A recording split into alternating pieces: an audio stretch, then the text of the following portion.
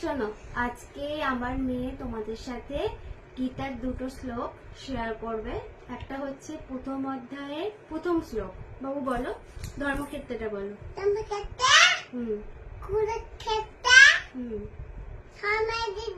হুম হুম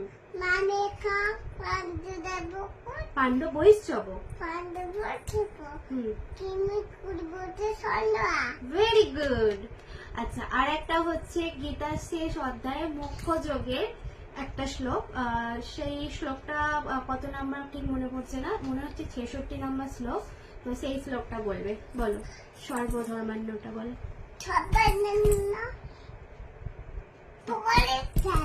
হুম হুম হুম তারপর ও হুম হুম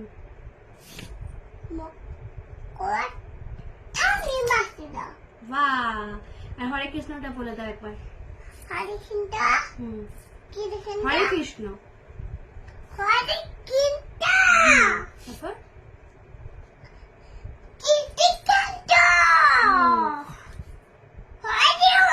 ওরকম করে বলে না, ভালো করে বলো। তারপর হরে রাম হরে রাম হুম হরে নাম হুম নাম নাম হুম হরে হরে হরি বল।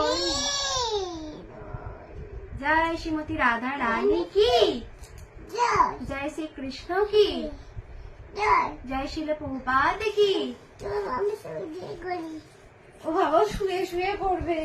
জয় শিল প্রভুপাদ কি, জয় রাধা কৃষ্ণ কি, জয় জগন্নাথ বলরাম সুভদ্রা জিউ কি, জয় পঞ্চতত্ত্ব ভগবান কি, জয় রাধা রানী কি, বৃন্দাবন তুলসী মহারানী কি, শিল প্রভুপাদ কি, জয় পতাকা স্বামী গুরু মহারাজ কি, ভক্তিচারী গুরু মহারাজ কি, নিতাই গৌর প্রেমানন্দ